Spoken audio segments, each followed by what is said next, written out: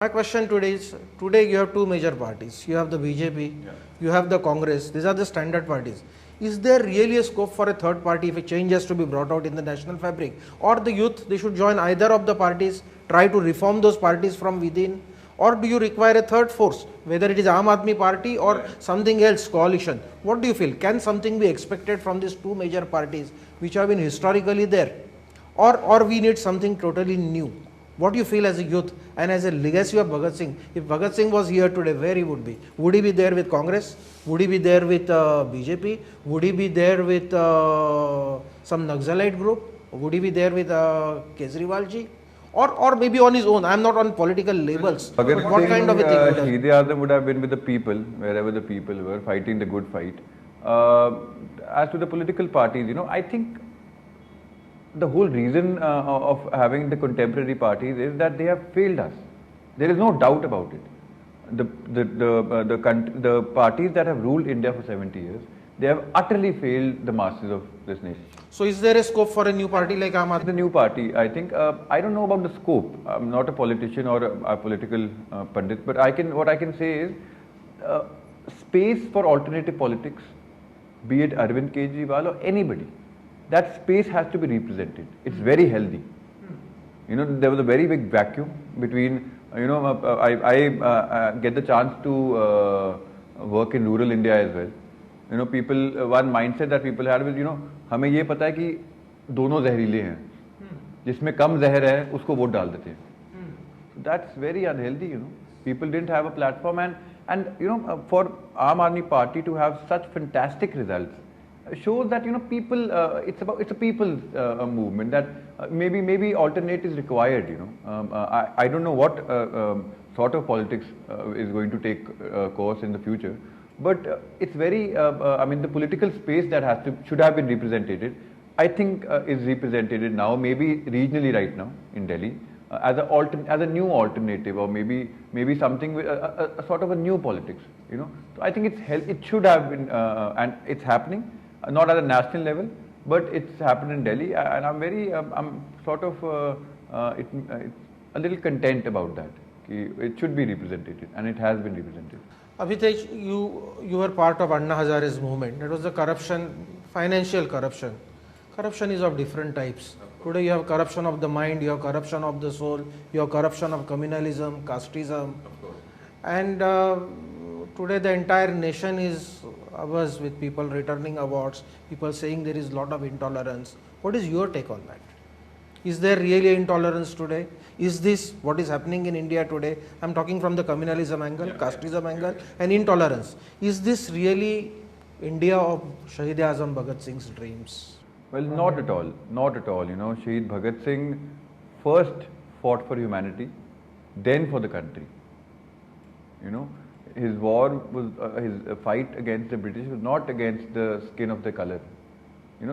The whole government system was run by the British. There were courts of the British, there were police stations. To say, as per se, justice was delivered in the police stations and courts of the Britishers, as they claimed. But the fight was to have a very, एक बराबरता का समाज, with not a lot of difference between the rich and the poor. And coming to today's atmosphere that's there about, there's so much intolerance. There is no doubt that there is intolerance.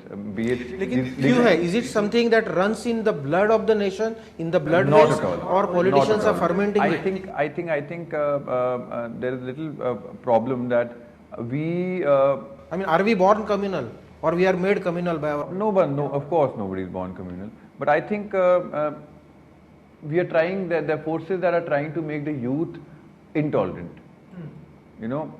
Towards any religion, towards any caste, creed, any political party.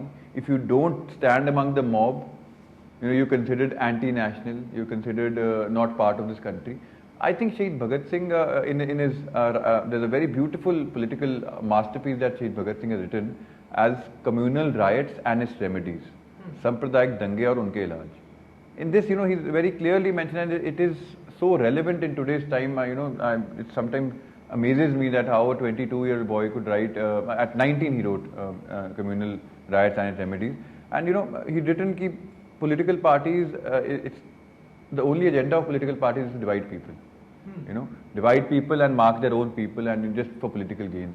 It's the people's responsibility to identify the forces that are dividing them, and stick together, unite together as society and as humanity as a whole. So that these forces can be defeated. And especially, I think in today's time, the youth is only being presented with one sort of an ideology, which is very unhealthy, I think, and it's very dangerous for the coming generation. So it's also sort of You would want let colors of different flowers bloom. exact. I think all ideologies of all political spectrum should be presented to the youth. One thing is to present it, one thing is to force upon them. It shouldn't be forced upon them, and it's up to the youth to decide. Make him a little more broad-minded, make him a little more broad-headed, and insaniyat ka dharam sikhana. The religion of humanity is the most important thing, and no religion teaches us to harm any religion other. No religion teaches intolerance. So in today's time, especially, Shahid Bhagat Singh's ideology and his philosophy should be presented among the youth, and we are doing our bit. And I mean, it's very important today that we have all of sorts of ideology in front of the youth today. Avitesh, you come from Punjab. Punjab gave us freedom fighter Karnal Singh, who shed his blood to unite Goa with Bharat Mata. So that is one face of Punjab that we see. But the other face of Punjab that we get worried about is, we used to read about this Khalistan movement, not so much these days. What is it really, and what is the present and future of that Khalistan movement? How did that grow in a land of Bhagat Singh? Well, it's a very complicated issue for Punjab. Punjab has suffered, the people of Punjab has suffered enormous losses, be it even during the independence struggle. Punjab has had the maximum role in that. After that was during partition. Punjab had the most sacrifices and the most losses during partition. And then there was a time of 80s in Punjab, 1980s, which was a very dark time for Punjab and the people of Punjab. Fundamental forces, fundamentalistic forces are everywhere, in every state and every society, in every culture.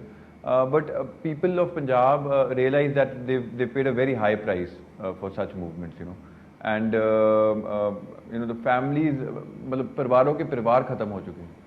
So it's up to people, and there are such forces are everywhere. Even these are called communal forces. There are such forces everywhere in the country. So they have to be defeated.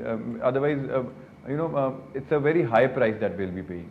It's right, Avitesh. I mean, you really touched the nerve when you unveil the history. We have last 5 minutes left.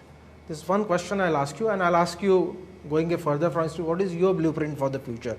First, a question that I would ask you, now taking a clue, when this Netaji Subhash Chandra Bose's documents were made open, even you and your family have been demanding that documents pertaining to your family should be made open in RTI. What happens? Is there still secrecy about those documents? You don't get to see the documents? That would be my question. And the last, you're in Goa. What is your blueprint for the future? What you would like to say to the Goa? Regarding the declassification of files, Netaji's movement has it's become a very huge movement, and at last the Indian government has recognized. Same way, are Bhagat Singh files also kept under? They've recognized it, and the process will start. Similarly, not only from the family, there have been a lot of political and social organizations that have demanded Shahid Bhagat Singh's, especially his family's, with the Home Ministry, the intelligence reports of that time, especially regarding Sardar Ajit Singh, who was the uncle of Shahid Bhagat Singh, the Chachaji of Shahid Bhagat Singh, he was a hero of Pagdi Sambhal Jatta movement in 1907. So, and there were a lot of files containing his background. And if you go to the National Archive in Delhi, there are some files which are not present there. They are marked there, but they are not. They are classified. So all the files, there is a particular number which I'm unable to recall right now. But there's from which file to which file, there are missing files, and I think not only at Shahid Bhagat Singh, whatever history of the martyrs and especially revolutionaries we have, it's any government's responsibility, moral responsibility also to the nation, that it should be made public and it should come into public public platform, you know, so that you know, we can somewhere or the other understand our history better. And you know how they say that a nation which does not remember its history, you know, even loses the power to create history, the same history again. So it's very important for the coming generations. All the classified files regarding Netaji and Shaheed-e-Azam, Rajit Singh, and all revolutionaries, you know, to be made public and to come into public domain for better understanding of our own history, nobody else's. Absolutely right. My last question to you is, and we'll end with that. What is your blueprint for creating history? Please address to the youth of Goa. Well, you know, I don't have to present a blueprint to the youth. The youth themselves will have to present a program for themselves and the country. Shaheed Bhagat Singh had written, you know, that to follow anything blindly is also a symbol of slavery. You know, you have to study the present system, you have to study the history, and then create your own views. So I think the message is that, you know, let's study and understand Shaheed Bhagat Singh together, and let's you know, create a path for the future, for a better India, and sort of the independence that Shaheed Bhagat Singh fought for. Let's bring it to its conclusion. You know, let's start towards that direction at least. Yes. Thank you so much, Avitesh. Avitesh, Bhagat Singh ji has been your grandfather. He is our grandfather also. He is grandfather of our nation. He is grandfather of our Bharat Mata. We are privileged to meet you. Come again to Goa. Thank you. Thank you so much. Thank you.